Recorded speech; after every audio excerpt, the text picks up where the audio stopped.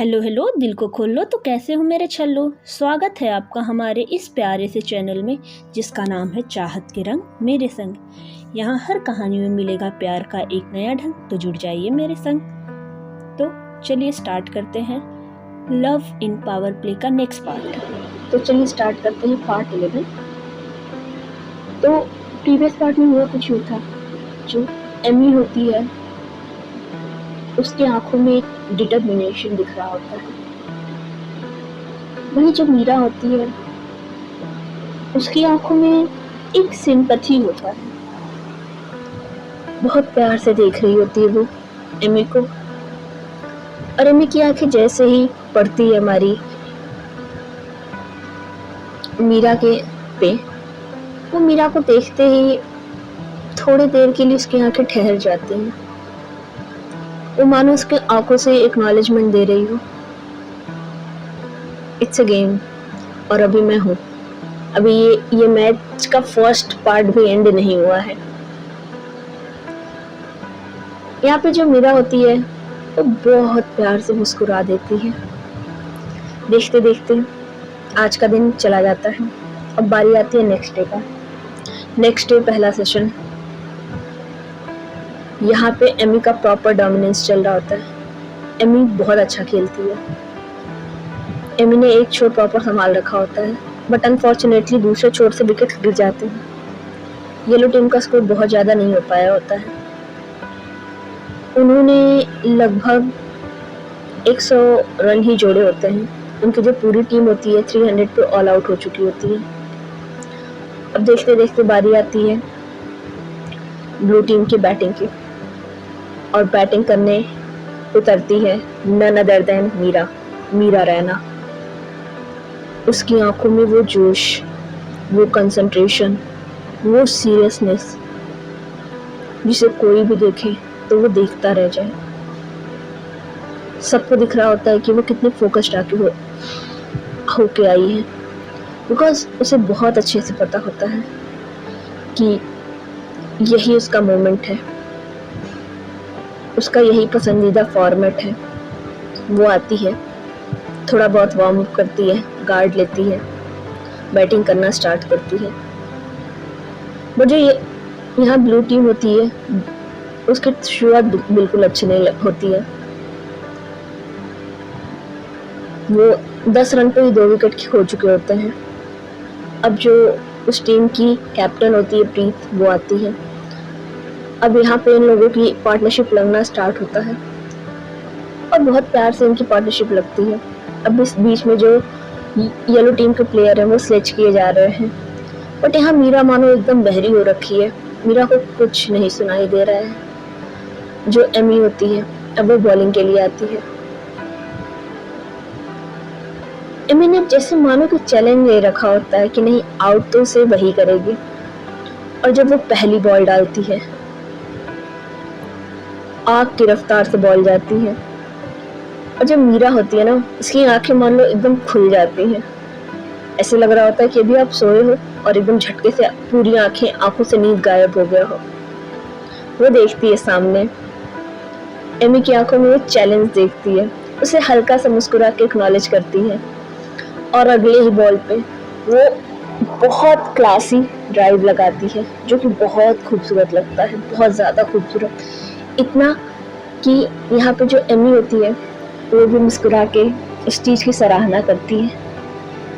देखते देखते second session जा रहा होता है, और अच्छा जा रहा होता है।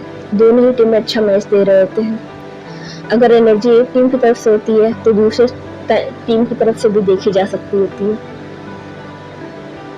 देखते देखते वो सेशन बीतता है। इसमें येलो टीम को कोई सफलता नहीं मिल पाता है शुरुआती 2 सफलता के बाद। यहाँ पे ब्लू टीम ने अच्छा कवर किया होता है। फिर तीसरा सेशन आता है। तीसरे सेशन में काफी विकेट गिर जाते हैं, और अब खड़ी होती है मीरा। वो 90 रन के स्कोर पे होती है। तभी बॉलिंग के लिए आती है एमी, और एक बहुत अच्छी बॉल फेंकती है और आउट। और वो जैसे ही आउट होती है ना, एमी ने उस विकेट को बहुत अच्छे से सेलिब्रेट किया होता है। एमी हालांकि इससे पहले उसने 5 विकेट ले लिया होता है। जी हाँ, उसने ऑलरेडी 5 विकेट ले लिया होता है, बट उसे जो विकेट चाहिए था वो यही विकेट था। और इस चीज को देख रही होती है मीरा। मीरा को बहुत अफसोस होता है। उसे पता होता है कि वो आगे खेल सकती होती है। उसने बहुत बड़ी गलती कर दी। मीरा कुछ नहीं कहती है। मीरा बहुत मायूस मन से जाने लगती है। एमी जाती है, उसके जो बैग होता है उस पर थोड़ा सा अपने हाथ से थपथपाती है और उसके कानों में कुछ तो कहती है। इधर जो हमारी मीरा होती है ना, उसका ज्यादा कोई जवाब नहीं देती है। देखते देखते तीसरा सेशन भी चला जाता है। जो ब्लू टीम होती है उसका बहुत ज्यादा स्कोर तो नहीं बना होता है। लगभग उन लोगों ने 200 मार दिया होता है, बट विकेट्स काफी चले गए होते हैं। 7 विकेट चले गए होते हैं और ऊपर का कोई बैट्समैन नहीं होता है। अब सिर्फ टेलेंडर होते हैं। अब दूसरा दिन के बाद भी सब लोग अंदर जाते हैं। इधर जैसे ही मीरा आती है ड्रेसिंग रूम में, उसे बहुत गुस्सा आता है। फील्ड पे एकदम शांत दिखने वाली मीरा वो ड्रेसिंग रूम में आती है,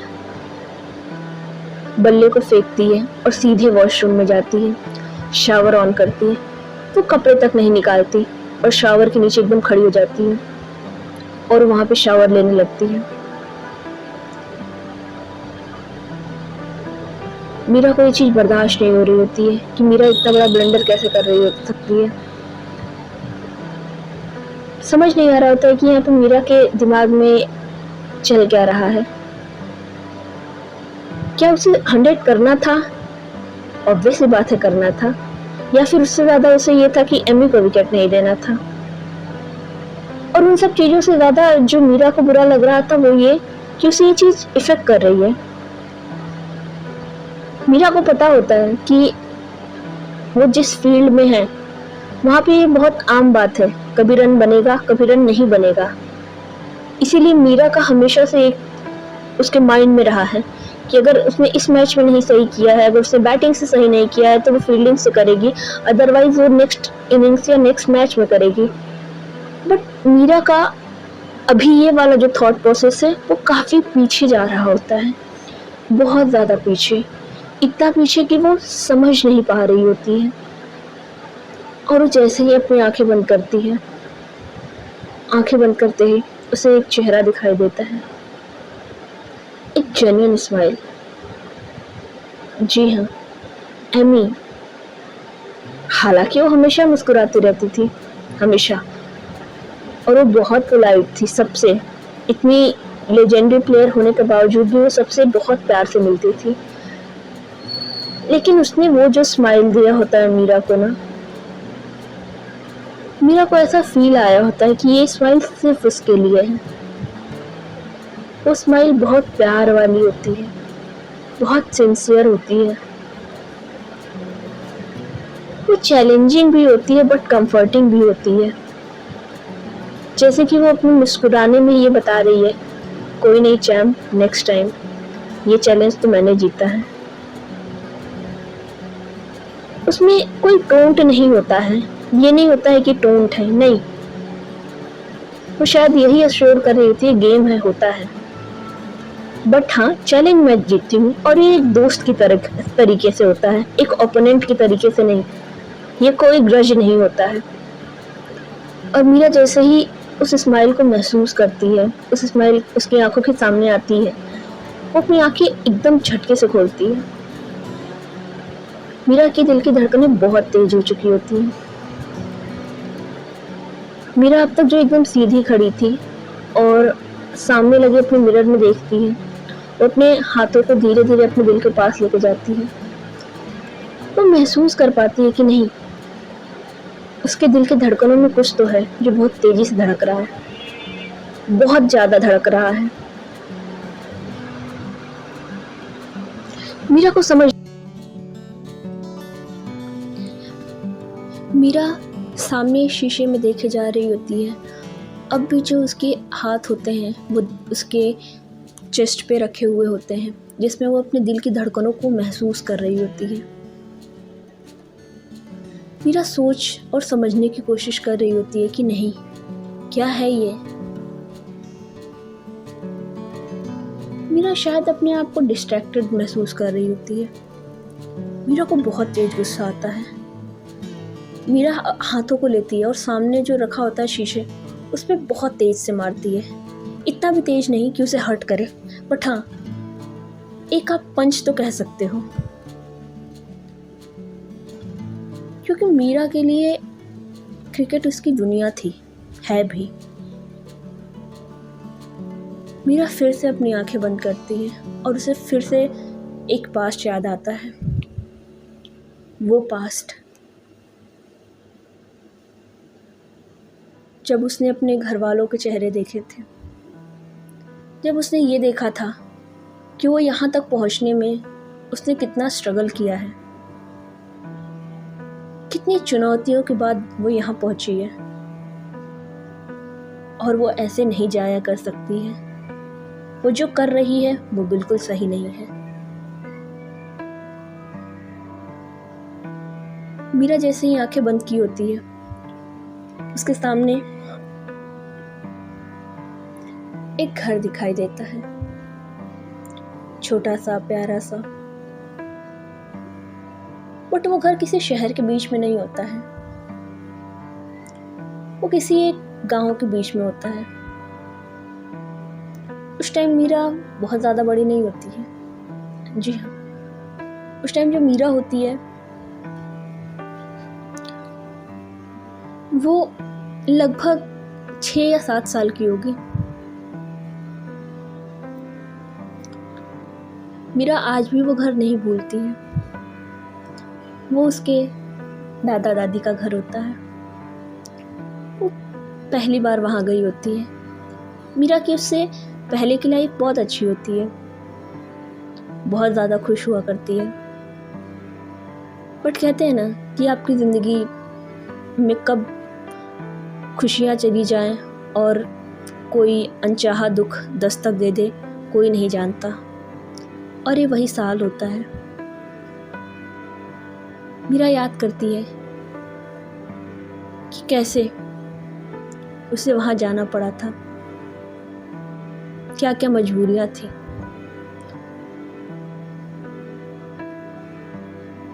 मीरा अपने उस घर को, अपने उस गांव को, अपने उस सिचुएशन को, सबको याद करती है। फिर वो अपनी आंखें खोलती है क्योंकि उसे बाहर से नॉक होता है। वो अपने फ्लैशबैक से बाहर आती है। उसका फ्लैशबैक हम जानेंगे थोड़ी देर बाद। मीरा जैसे ही बाहर आती है, वहाँ पे जो प्रीत होती है वो कहती है, क्या हुआ, तुम इस तरीके से क्यों बिहेव कर रही हो।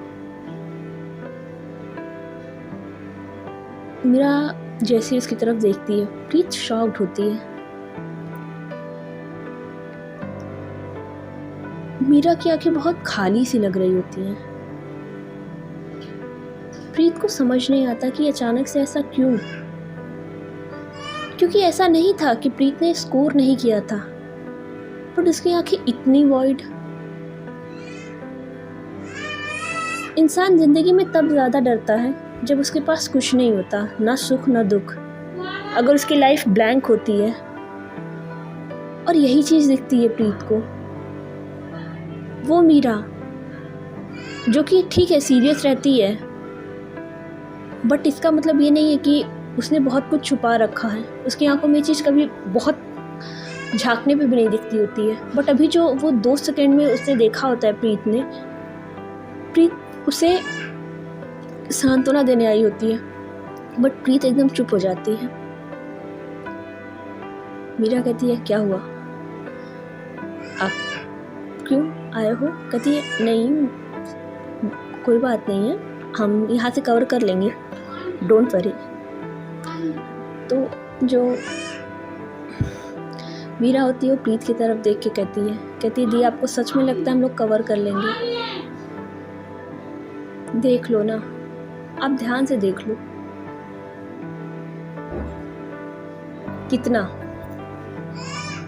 कितना स्कोर बनाया हमने। हम लोगों ने मुश्किल से 200 रन बनाया है और हमारे 7 विकेट्स डाउन है। अब देख रहे हो हाँ, उनका भी सेम ही था, बट आपको पता है ना उसके बाद था कौन क्रीज पे? हमारा तो कोई बैट्समैन भी नहीं बचा है। और ये भी बात नहीं दी, उनके तो बैटर भी 8 या 9 नंबर तक आते हैं। सच सच अपने दिल पे हाथ रख के बताइए, आपको लगता है कि जो हमारे लोअर ऑर्डर बैट्समैन है ये 100 रन कर ले जाएंगे? कॉन्फिडेंस है आपको? यहाँ पे जो प्रीत होती है, सच बताऊँ तो कॉन्फिडेंस उसे नहीं होता है, बट कहते हैं ना कि लीडरशिप वही होता है जो हर सिचुएशन में अपनी टीम को निकालना जाने। प्रीत कहती है, देखो मुझे पूरा भरोसा है कि जो हमारी टीम है वो इस लीड को ओवरकम कर लेगी और सरप्लस भी चली जाएगी। जो प्रीत होती है ना, वो मीरा को एक साइड लेके जाती है और उसे बैठती है और समझाती है। कहती है, देखो मीरा, मुझे पता है तुम बहुत काम कंपोज हो, मुझे नहीं पता कि तुम्हें अभी तुम्हारे दिल में क्या चल रहा है क्या नहीं, बट तुम्हें भी एक चीज़ बहुत अच्छे से पता है कि अभी ये दूसरा ही इनिंग्स होगा। चलो मान लो, सोच लो कि हम यहाँ से ऑल आउट भी हो जाते हैं, फिर भी हमारे पास 100 रन का ही तो है ना मार्जिन। हम 3rd इनिंग में उन्हें कोशिश करेंगे कि उन्हें जितना कम में हो सके उतने कम में आउट करें, बट हम अभी से हार नहीं सकते ना। मीरा कहती है, बात हार या जीत की नहीं है दी, मुझे प्रॉब्लम इससे नहीं है ना। मुझे प्रॉब्लम, अगर आपको ये लग रहा है कि चैलेंज है, नहीं, मुझे प्रॉब्लम टीम के बिहेवियर से है दी। आई एम सॉरी, मुझे पता है आप इस टीम की लीडर हो, मुझे आए हुए 2 से 3 दिन में नहीं हुआ, मुझे कुछ कहने का हक नहीं है अभी, बट हम में और उनमें पता है फ़र्क क्या है दी? एटीट्यूड का। आई एम सॉरी, बट मैंने पिछले दोनों सीरीज़ में ये चीज़ देखा है। वी आर वेरी हैप्पी, हम बहुत बहुत ज़्यादा खुश हैं कि हमने सीरीज़ को बराबर बराबर कर लिया है। हमें नहीं पता, हमें किसी का भी डिसीजन 3rd वाले मैच का आया ही नहीं। कभी बारिश की वजह से हुआ तो कभी किसी चीज़ की वजह से मैच नहीं हुआ। हम अपनी मेडियोरिटी को यहाँ पे बहुत ज़्यादा ही सेलिब्रेट कर रहे हैं। प्रॉब्लम ये नहीं है दी कि हम ये मैच हार जाएं, प्रॉब्लम सिर्फ एटीट्यूड का है। मैं बिल्कुल ये नहीं कह रही, वो मेरे भी टीममेट हैं, ये बिल्कुल कहीं से मैं कह नहीं रही कि ये 100 रन नहीं हटा सकते हैं, बिल्कुल हटा सकते हैं, बट आप सच में बताइए कि उनका एटीट्यूड हटाने वाला लग रहा है? जो रिया होती है ना, जो यहाँ पे प्रीत होती है, वो चुप हो जाती है। प्रीत कुछ नहीं कहती है क्योंकि प्रीत को सच में ये चीज़ लग रहा होता कि ये कमी है उनकी टीम में। कहती है, दी जितनी टीम आपकी है उतनी टीम मेरी भी है, बल्कि आपकी जिम्मेदारियां मुझसे ज़्यादा हैं, बट हमें लगता है दी कि हमें अलग डायरेक्शन में काम करना चाहिए। हमें ये देखना चाहिए कि सामने वाली टीम कैसी है, और चलो हम ये मैच हार भी जाए कोई फ़र्क नहीं पड़ता है, बट दी आप सोचो ना, अगले साल हम लोगों का वर्ल्ड कप टाइप टूर्नामेंट होना है जिसमें सारी ही टीमें पार्टिसिपेट करेंगे। उनका रिकॉर्ड देखा है आपने? देखा ही होगा। अगर हम अभी से प्रिपरेशन नहीं करेंगे, अभी से हम अपने आप को तैयार नहीं करेंगे, अभी से अपने कमियों को नहीं सुधारेंगे, अभी से अपनी चीज़ों को आइडेंटिफाई नहीं करेंगे, किस तरीके से आगे जाएंगे? मुझे प्रॉब्लम ये नहीं है दी, मुझे पता है कि मैंने 90 रन मारे हैं। अगर मैं अपने पे देखूँ इंडिविजुअली मेरा परफॉर्मेंस सही है, बट मुझे प्रॉब्लम मेरी टीम में है दी। एक्चुअली यहाँ पे जो मीरा होती है ना, उसको एक और दिक्कत होती है, मैंने आपको पहले ही बताया होगा ना, सत्यभामा सत्तू,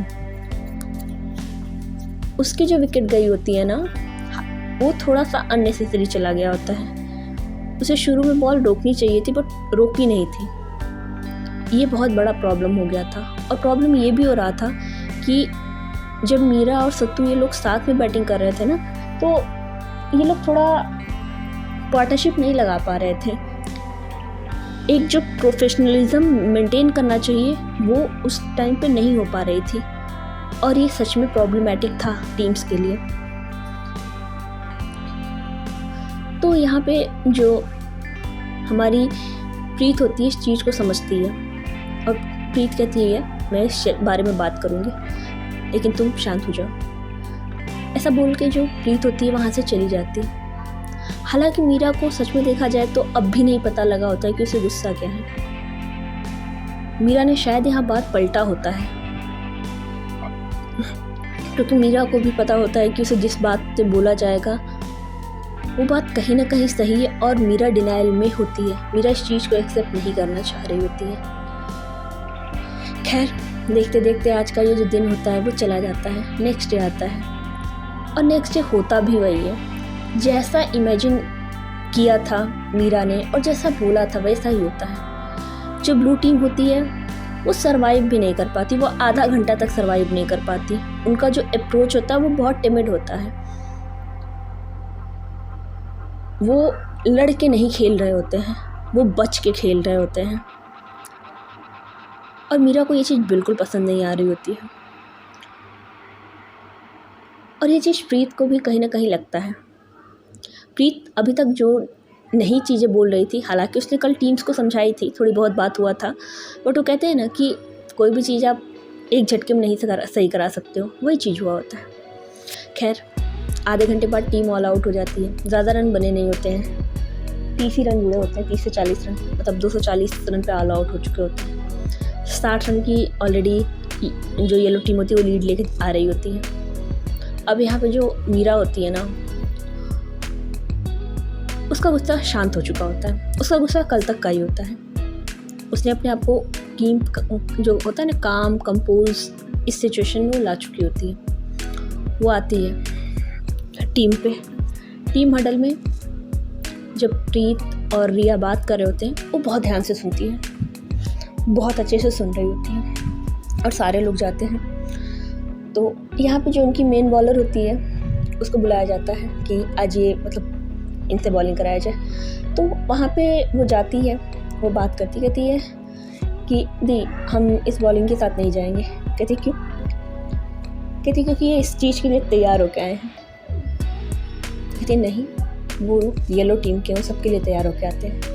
कहती हाँ यही तो है दी, इसीलिए तो हम ब्लफ खेल रहे हैं। कहती मतलब? तो कहती है इधर आइए, और वो लेकर के आती है जो रिया है और जो प्रीत है और जो मीरा है। ये तीनों लोग हडल पर आते हैं, डिसाइड करते हैं कि कौन सा पहली बॉलर बॉलिंग करेगा। वो बॉलर आ जाता है, और जहाँ पे फील्डिंग होती है ना, वो फील्डिंग जो इन लोगों ने ली होती है, इन लोगों ने अटैकिंग प्लस डिफेंसिव दोनों फील्ड ली होती है। स्लिप वगैरह सारा ले रखा होता है, और जो क्लोजिंग फील्डर होते हैं वो भी ले रखा होता है। एक साइड को थोड़ा पैक कर रखा होता है कि ज़्यादा बाउंड्रीज ना जाए, क्योंकि इन्हें पता होता है कि इन्हें विकेट भी चाहिए और रन भी रोकना पड़ेगा। वो कोई एज का या मिस शॉट का भी बाउंड्री या रन नहीं देना चाह रहे होते हैं। देखते देखते मैच स्टार्ट होता है। पहला ओवर जो ब्लू टीम होती है एकदम पंप्ड अप होकर डालती है। 5 ओवर तक तो सिर्फ एक ही रन बने होते हैं। बहुत एकदम क्रूशल, एकदम लाइन और लेंथ पे बॉलिंग हो जा रही होती है। बहुत टाइट लाइन और लेंथ चल रहा होता है। देखते देखते छठा ओवर आता है, 7वां ओवर, ऐसे करते करते 10 ओवर बीत जाते हैं। 10 ओवर में मात्र 10 रन बने होते हैं और विदाउट अ लॉस होता है। अब बारी आती है 11वें ओवर में। 11वें ओवर में जो होता है ना, वो स्पिन को बुला लिया जाता है और सारे क्लोजिंग फील्डर इन हो जाते हैं, और पहली बॉल बहुत अच्छे से टर्न होती है और वहाँ पे विकेट गिरता है। आज जो ब्लू टीम होती है ना, उसका अप्रोच बहुत अलग होता है, और वो बहुत तरीके से अलग तरीके से आए होते हैं। जो उनका कन्वेंशनल खेलने का तरीका होता है, जो फील्ड सेटिंग होती है, वो कुछ नहीं होता है। आज ऐसा लग रहा होता है कि जैसे वो बहुत रैंडम है। कुछ चीज़ों का तो शायद सामने वाली टीम को पता ही नहीं लग रहा है। अब यहाँ पे देखते देखते जो ये तीसरे दिन का पहला सेशन होता है, उसमें जो येलो टीम होती है वो अपना 4 विकेट खो देती है, और उन्होंने सिर्फ 15 रन बनाए होते हैं। और वहाँ जो कमेंटेटर होते हैं वो बहुत ज़्यादा अचंभे में होते हैं, क्योंकि ये चीज़ किसी ने एक्सपेक्ट नहीं की थी। जब 3rd इनिंग स्टार्ट हुआ था तो एवरीवन वाज प्रेजिंग कि येलो टीम ने बहुत अच्छा स्टार्ट ले लिया है, उनको बहुत अच्छा लीड मिल चुका है, अब तो वो प्रॉपर डोमिनेट करेंगी, बहुत अच्छे से खेलेंगी, इस वाले इनिंग्स में बहुत अच्छा खेलने के चांसेस हैं। बट ब्लू टीम ने वो सब चीज़ें एकदम दबा दी होती हैं, ऐसा हो चुका होता है। देखते देखते जो फर्स्ट सेशन होता है वो ख़त्म हो चुका होता है। वहाँ जाते हैं, वहाँ कोई कुछ बात नहीं करता है, वहाँ सिर्फ सब लोग खाते हैं क्योंकि लंच का टाइम होता है, हल्का हल्का खाते हैं, थोड़ा बहुत अपना इधर उधर करते हैं, फिर आ जाते हैं जैसे ही लंच का टाइम ख़त्म होता है। अब शुरुआत होती है, मान के चले होते हैं कि इनको 0 से शुरुआत करनी है, और जाते ही शुरुआत जो होती है एज यूजुअल फास्ट बॉलिंग से कराई जाती है। और यहाँ पे जो क्लोजिंग फील्डर होते हैं वो काफ़ी लिए गए होते हैं, और बाउंड्री लाइन पे सिर्फ एक ही फील्डर रखा गया होता है क्योंकि अभी इन्हें पता होता है कि अब ये लोग सर्वाइवल के लिए जाएंगे, अटैक नहीं करेंगे। तो इसीलिए जो बाउंड्री लाइन के जो फील्डर्स होते हैं उनको भी थोड़ा पास में रख लिया जाता है। देखते देखते पहला आधा घंटा ब्लू टीम मानो आग उगल रही हो, येलो टीम से रन ही नहीं बन रहे हैं। देखते देखते थोड़ा और टाइम जाता है। अब यहाँ पे जो होती है वो एमी वो आ चुकी होती है। एमी बहुत प्यार से बॉल को ब्लॉक कर रही होती है। एमी दिखा रही होती है कि वो बेस्ट ऑलराउंडर क्यों है, क्योंकि वो अगर बल्लेबाजी कर रही है तो वो प्रॉपर बल्लेबाज है, बॉलिंग कर रही है तो प्रॉपर बॉलर है। उसके अंदर कुछ भी ऐसा नहीं है कि नहीं वो बहुत अच्छी बॉलर या थोड़ा काम चलाओ बैट्समैन है या बहुत अच्छी बैट्समैन काम चलाओ बॉलर है। नो, ऐसा नहीं है। देखते देखते एमी ब्लॉक किए जा रही होती है। आधा घंटा बीत चुका होता है, आधा घंटा और बीतता है, 1 घंटा हो जाता है। 1 घंटा में लगभग 12 ओवर पड़ चुके होते हैं, और जो रन बने होते हैं वो बने होते हैं 25 रन। जी हाँ, सिर्फ 25 रन बने होते हैं। बट येलो टीम के लिए होता है कि अभी तक इन लोगों ने कोई विकेट नहीं खोया होता है, और उन्होंने जो शुरू का क्रूशल टाइम होता है वो निकाल दिया होता है। अब वो लोग भी सेटल हो चुके होते हैं, थोड़ा सा सारी चीज़ें समझ रहे होते हैं। अब ड्रिंक्स ब्रेक का टाइम होता है। यहाँ पे येलो टीम का अलग हडल बनता है और ब्लू टीम का अलग। ये लोग आपस में बात कर लेते हैं अब अपने अपने टीम में रिस्पेक्टिव टीम मेंबर से, फिर आते हैं। अब यहाँ पे एक्सपेक्ट किया जा रहा था कि शायद स्पिन का फैक्टर आएगा, लेकिन नहीं। यहाँ पे एक अनदर फास्ट बॉलिंग ऑलराउंडर को बुलाया जाता है और फील्ड में थोड़ा सा चेंज किया जाता है और फिर से बॉलिंग स्टार्ट कराई जाती है। देखते देखते 2 ओवर बीतता है, और 2 ओवर में एमी अब प्रॉपर सेटल हो चुकी होती है, और उस 2 ओवर में उसने काफ़ी अच्छे रन मार दिए होते हैं, कम से कम 14 रन मार दिए होते हैं। अभी तक जो स्कोर 25 रन था इस सेशन का, अब वो लगभग हो चुका होता है 39 रन, 40 रन के लगभग हो चुका होता है। अब देखते देखते थोड़ा और बीतता है, 5 से 6 ओवर, और ब्लू टीम कोई विकेट नहीं निकाल पाती है, और जो स्कोर होता है अब धीरे धीरे आना स्टार्ट हो चुका होता है। इस सेशन में जो येलो टीम होती है वो कोई भी विकेट नहीं गंवाती है। हालांकि बहुत ज़्यादा रन नहीं जोड़ती है, 60 ही रन जोड़ती है, बट एटलीस्ट उनकी एक प्रॉपर 60 रन की पार्टनरशिप हुई होती है और कोई भी विकेट नहीं गया होता है। अब जो टोटल स्कोर होता है इनका वो होता है 135-5, क्योंकि उनका लीड भी होता है और फर्स्ट सेशन में भी उन लोगों ने स्कोर किया होता है, तो इतना स्कोर बन चुका होता है। अब बारी आती है थर्ड सेशन की। थर्ड सेशन में इंडिया एकदम फायर मोड में आता है। आधे घंटे में वो सारे 5 विकेट लेके जाता है और मात्र 15 रन बना होता है। जी हाँ, 150 पे पूरी की पूरी जो येलो टीम होती है वो ऑल आउट हो जाती है, और यहाँ पे जो कमेंटेटर होते हैं ना वो एकदम शॉक्ड होते हैं, बिकॉज अगर आपके ऊपर 60 रन की लीड है तो आपने सिर्फ 90 रन ही जोड़ा है और आप ऑल आउट हुए हो, और ये बहुत अच्छी परफॉर्मेंस हुई होती है ब्लू टीम की तरफ से। अब इधर जो येलो टीम होती है वो लोग भी एकदम जोश में होते हैं। आने के बाद उधर से एकदम सेम चीज़ स्टार्ट होती है, एकदम ऐसा लग रहा होता है कि वो लोग स्पीड से मारेंगे, उनकी स्पीड अच्छी खासी आ रही थी। जहाँ ब्लू टीम में मीडियम पेसर थे वहाँ पे प्रॉपर फास्ट बॉलर थे, उनकी बॉल तो एकदम ऐसा लग रहा होता है मानो कि आग ही उगल रही हो। जो एमी होती है वो डिटर्मिनेशन के साथ खेलती है। जो थर्ड सेशन होता है ना, देखते देखते ख़त्म हो चुका होता है। लगभग जो ब्लू टीम का स्कोर होता है वो होता है 25 रन 2 विकेट के नुकसान पे। जी हाँ, 2 विकेट जा चुका होता है। और यहाँ पे जब लोग लौट रहे होते हैं तो एज यूजुअल हमारी मीरा होती है क्रीज पे, जो एमी होती है, ये लोग साथ में जा रहे होते हैं और बात करते करते जा रहे होते हैं। तो एमी होती है, कहती है क्या हुआ, कल रोई बहुत थी। तो बस ऐसे ही थोड़ा सा आप कह लो टीजिंग या टोंटिंग में बोलती है। तभी मीरा इधर से कहती है हाँ तो क्या हुआ, कल रोए थे, आज आप भी तो रो रहे हो। तो अम्मी कहती है अच्छा हम रो रहे हैं। तो कहती हाँ तो नहीं रो रहे हो। कहती हमें तो नहीं लग रहा है, सोच लो अगर तुम 90 पे हमें ऑल आउट कर सकते हो तो we can remove in within 50 runs. अम्मी देखती है, कहती है ओह फिर से चैलेंज। अम्मी कहती है वो क्या है ना कि मुझे चैलेंजेस जीतने की आदत है, ऑलरेडी एक हरा चुकी हूँ, दूसरा भी हरा दूँगी। मीरा कहती है पता है एक कहावत है, लोग कहते हैं कुत्ता पालो बिल्ली पालो गलतफहमी मत पालो। हाँ ठीक है पिछला चैलेंज जीते हो, but if I am not wrong मैंने भी चैलेंजेस जीते हैं। अम्मी कहती है ओह तो अगर हम सारी चीज़ों को कैलकुलेट ही कर लें तो भी मैं 2 1 से आगे हूँ, यू नो। मीरा कहती है लेट्स सी, कल का दिन बचा है and yes I am going to smash you and trust me. कल एक्चुअली हमारे 2 चैलेंजेस कंप्लीट होंगे, एक मैं ब्लू टीम को जिताऊंगी भी and the second and most important thing मैं तुम्हें अपना विकेट नहीं देने वाली।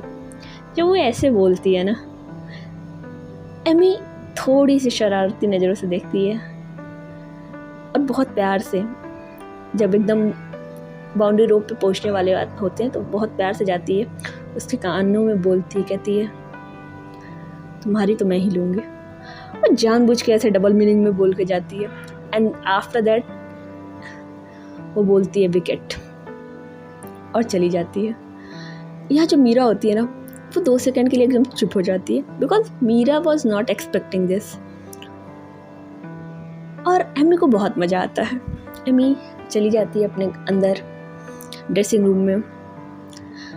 एमी भी अपनी चीज़ों पे रिफ्लेक्ट कर रही होती है। एमी को भी पता होता है कल लास्ट डे है, कल इन्हें हर हालत में मैच जीतना होगा। अभी भी जो मैच है वो काफ़ी बैलेंस स्थिति में है। अब देखते देखते वाला भी दिन चला जाता है। अब 4th डे आता है। 4th डे फिर से वही स्टार्ट होता है। पहला सेशन कह सकते हो कि दोनों लोगों का बेस्ट मतलब सही गया होता है। टीम इंडिया ने 3 विकेट गंवाए होते हैं तो रन भी बनाया होता है। जी हाँ, टीम इंडिया ने लगभग 70 रन बना दिया होता है। तो अभी तक जो टीम इंडिया का पूरा स्कोर हो चुका होता है 95 पे 5 होता है। अभी जो टीम इंडिया को बनाने होते हैं वो 55 रन बनाने होते हैं। बट यही प्रॉब्लम होती है कि जो मीरा होती है वो तो उसने काफ़ी अच्छा कंट्रीब्यूट किया होता है, बट बाकी उसके साथ कोई साथ नहीं दे रहा होता है। मीरा 49 रन पे खेल रही होती है। अब देखते देखते पहला सेशन ख़त्म होता है, सेकंड सेशन की बारी आती है। सेकंड सेशन में 49 रन पे आगे बॉलिंग के लिए एमी। पहली बॉल बहुत खूबसूरत, मीरा ने बहुत अच्छे से लेफ्ट किया। दूसरी बॉल इन स्विंग, मीरा ने बहुत अच्छे से उसे खेला, बहुत अच्छे से बैट पे लिया। तीसरी बॉल भी इन स्विंग, चौथी बॉल भी इन स्विंग, एकदम पैड लाइन पे जा रही है, तीनों स्टंप के बीच में एकदम जा रही है। बॉल में कोई भी एरर की कोई गुंजाइश नहीं हो रही है। देखते देखते वो पूरा ओवर मेडल, कोई भी रन नहीं बना। दूसरा ओवर सेशन के बाद चला, उसमें भी कोई रन नहीं। तीसरे ओवर में फिर एमी, उसके सामने फिर से हमारी मीरा, उसमें भी कोई रन नहीं। ओवर्स बहुत टाइट जा रहे हैं। अगर देखा जाए तो सेशन के बाद 3 ओवर हो चुके होते हैं और कोई भी रन नहीं हुआ होता, not a single run even from extra. तो अब धीरे धीरे जो ब्लू टीम होती है ना उस पर थोड़ा प्रेशर बन रहा होता है, क्योंकि जो येलो टीम होती है वो पूरी चार्ज अब पम्प्ड अप दिख रही होती है। एक दूसरे को एकदम सराहना कर रहे होते हैं, एक दूसरे को एकदम कर रहे तो हो जाएगा, उनका चल रहा होता है ऐसे। देखते देखते एमी आती है फिर से 5वें ओवर में। अब इस बार उसके सामने होती है फिर से मीरा बहुत प्यार से अपने पैर को थोड़ा सा आगे निकालती है और प्रॉपर बैट और पैड को बहुत अच्छे से करीब में ला करके एक सॉलिड डिफेंस देती है। फिर दूसरे बॉल पे उसने बहुत क्लासी, आप कह सकते हो, कट शॉट खेला होता है और 4 रन जाता है। फाइनली 5.1 ओवर के बाद, बेसिकली 5.2 ओवर में जाके इंडिया ने इस सेशन में एक 4 रन मारा होता है, और आप इसे एक कह सकते हो कि शायद ये शैकल टूटा होता है। इसके बाद अब मीरा थोड़ी कंफर्टेबल हो चुकी होती है, अब उसका एक 50 भी हो चुका होता है। अब गेम जो होता है वो बहुत सही से आगे बढ़ने लगता है। जो मीरा होती है उसका ये कंसेप्ट होता है कि थोड़ा स्लो भी हो जाएगा बट हम विकेट नहीं खोएंगे, और वो यही करते हैं। ये वाला सेशन देखा जाए तो बहुत स्लो जाता है, बहुत ज़्यादा। लगभग इसमें 20 ओवर हुए होते हैं और इंडिया ने ब्लू टीम ने सिर्फ और सिर्फ 30 रन का स्कोर और जोड़ा होता है। बट हाँ, एक अच्छी चीज़ होती है कि कोई विकेट नहीं गया होता है। तो अब वही स्कोर हो चुका होता है 125। अब जो लास्ट का सेशन होता है उसमें सिर्फ 25 रन चाहिए होते हैं, जो कि क्वाइट, आप कह सकते हो कि अप्रोचेबल है। सॉरी, सिर्फ 30 रन चाहिए होता है, आई एम सॉरी। अब देखते देखते फोर्थ सेशन की बारी आती है। फोर्थ सेशन, पहली बॉल आउट, और इधर है मीरा नॉन स्ट्राइकर एंड पे। अब मीरा को डर लग रहा होता है क्योंकि उसे पता होता है कि इनका जो टेल है वो बहुत ज़्यादा बैटिंग नहीं कर पाएगा। मीरा जाती है, वो बात करती है, वो कहती है कुछ नहीं, सिर्फ रोक के खोलो। जैसे तैसे ओवर निकल जाता है। अगली ओवर में आती है मीरा अब चार्ज अप करना स्टार्ट करती है। वो बॉल के मेरिट पे खेल रही होती है। अभी इस सेशन में वो डिफेंसिव नहीं होती, इस सेशन में वो आप कह सकते हो कि बहुत अच्छे खेल रही होती है, अटैकिंग खेल रही होती है। देखते देखते उसने अगले 2 ओवर में 10 रन और जोड़ दिए होते हैं और कोई भी विकेट नहीं गया होता है। तो अब जो रन चाहिए होता है सिर्फ 20 रन चाहिए होता है और सामने वाली टीम को 4 विकेट।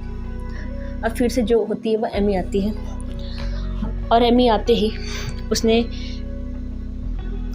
पहला बॉल फेंका होता है, और पहले बॉल पे जो बैटर होता है वो LBW, दूसरे बॉल पे स्टंप आउट, तीसरे बॉल पे कैच। जी हाँ, वो हैट्रिक चला जाता है।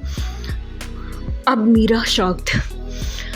अब मीरा के दिल की जो धड़कनें, उसके साथ साथ जो 140 करोड़ लोगों की धड़कनें हैं, वो धक धक हो चुकी होती है, क्योंकि अभी तक जो स्कोर बहुत आसान लग रहा होता है अब वो शायद काफ़ी ज़्यादा बड़ा हो चुका होता है। इधर जो एमी होती है वो एकदम चढ़ के जा रही होती है, और वो आती है मीरा के पास, कहती है have you remember the challenge ना। वो मीरा को समझ नहीं आता वो क्या बोले, क्योंकि मीरा के सामने सब कुछ जाता हुआ दिख रहा होता है। मीरा बहुत फ्रस्ट्रेट हो चुकी होती है, बट अपने आप को थोड़ा शांत करती है। जो लास्ट नंबर का बैटर होता है उससे जाती है, बात करती है, उसे बताती है कि उसे क्या करना है। वो जैसे तैसे करके उस ओवर की वो 2 बॉलें खेल जाती है। अब बारी आती है अगले ओवर की। अब जो मीरा होती है, अब उसे समझ आ चुका होता है कि नहीं, उसे अब खेलना पड़ेगा चाहे जैसे भी। मीरा क्या काम करती है, पहला बॉल बहुत तेज़ मारती है घुमा के, बट अनफॉर्चुनेटली सारे ही जो प्लेयर्स होते हैं ज़्यादातर बाउंड्री लाइन पे होते हैं, तो कोई बाउंड्री नहीं मिलता है। देखते देखते पहला बॉल कोई रन नहीं आता, दूसरा कोई नहीं रन आता, तीसरे पे चौका लग जाता है। चौथा बॉल एकदम डिफेंस करके खेलती है। अब जैसे ही 5वें बॉल की बारी आती है, जो सारे ही टीम मेंबर होते हैं उनको एकदम पास में बुला लिया जाता है येलो टीम द्वारा। यहाँ पे जो मीरा होती है, जैसे ही इसको अपॉर्चुनिटी देखती है, वो थोड़ा सा हट के मार देती है चौका। अब लास्ट बॉल होता है। अब लास्ट बॉल के लिए मीरा को समझ नहीं आ रहा था मीरा क्या करे। मीरा जाती है, जो लास्ट बैटर होता है उससे बात करती है और उसको कुछ कहती है। शायद उसके ये बोलती है कि मैं इस बॉल पे भी शॉट लूँगी, अगला ओवर तुम देख लेना। बट यहाँ पर जो मीरा होती है वो यही करती है, अगली बॉल पे वो एक 6 जड़ देती है। हालांकि ये डिसीजन आप कह सकते हैं वाइज भी है, वाइज नहीं भी है, क्योंकि आप सामने वाले जो सबसे मतलब कम जिसने बॉलें खेली, तो आप उसको पूरा बॉल खेलने के लिए नहीं दे सकते हो। बट मीरा को पता नहीं क्यों ये लगता है वो कर देती है। अब देखते देखते अगला ओवर आता है। अगले ओवर में मानो कि येलो टीम एकदम गिद्ध की तरह बैठी हुई है, बस उसे वो शिकार करना ही है। वहाँ पे जो मीरा होती है बहुत प्यार से जाती है उस बैटर के सामने और उसे बोलती है कि देखो तुम्हें करना क्या है। वो सारा फील्डर सब कुछ सोचा होता है, सब कुछ समझा देती है। उसे सिर्फ 2 चीज़ें बोलती है कि देखो अगर यहाँ बॉल गिरे, कहीं पे भी कैसी भी बॉल हो, बस तुम्हें ऐसे बीच में बल्ला लाना है, और उसके अलावा इसके इधर उधर कहीं पे भी तुम्हें दिख रहा है, आंख बंद करके मार दो, जीतेंगे जीतेंगे, हारेंगे चलेगा। जो लास्ट बैटर होता है वो बहुत आराम से इस चीज़ को समझता है। 1 बॉल 2 बार वो ऐसे ही बहुत प्यार से एकदम अच्छे बच्चों की तरफ रोकता है। तीसरे बॉल पे जैसे उसने बोला होता है एकदम उठा देता है, बट वो शायद ज़्यादा ही उठा देता है। एकदम जो कैच होती है बहुत हाइट में ऊपर हवा में कैच चला जाता है। 2 सेकंड के लिए तो सबकी आंखें एकदम रुक जाती हैं कि बॉल है कहाँ। बट यहाँ पे बहुत सही होता है कि जो बॉल होता है वो कोई भी फील्डर के आसपास नहीं गिरता है। अब सिर्फ चाहिए होती है जीतने के लिए 3 रन ब्लू टीम को, और येलो टीम को सिर्फ 1 विकेट। बट यहाँ पे ब्लू टीम के लिए अच्छी चीज़ होती है कि अब जो सामने है वो कोई और नहीं है, वो है मीरा। अब यहाँ पे जैसे ही अगली बॉल फेंकी जाती है, मीरा ना दाएं देखती है ना बाएं, वो आगे बढ़ती है और सामने एकदम शॉट खेल देती है, और वो चौका। और जैसे ही चौका लगता है पूरा स्टेडियम एकदम तालियों के साथ गूंज जाता है, और बहुत अच्छा सबको मैच दिखता है। इवन येलो टीम भी बहुत ज़्यादा अप्रिशिएट करती है। सारे खिलाड़ी आते हैं, हाथ मिलाते हैं, और जो एमी होती है और जो मीरा होती है, जब इन लोगों का हाथ मिलता है तब मीरा के चेहरे पे ना एक अलग सा सुकून और एक अलग सी स्माइल होती है, और वो स्माइल डेविल वाली होती है। ये स्माइल कभी किसी ने नहीं देखी होती, कभी किसी ने नहीं। शायद सिर्फ ये स्माइल हमारी एमी के लिए ही था। एमी वो देखती है ना, वो कहती है चलो ठीक है, जीत गए, 2-2 हो गया। मीरा कहती है नॉट 2-2, 3-2। वो चुप हो जाती है। खैर अब आगे देखते हैं कि इन लोगों के बीच में क्या होगा और इनकी केमिस्ट्री कैसे बनेगी। होपफुली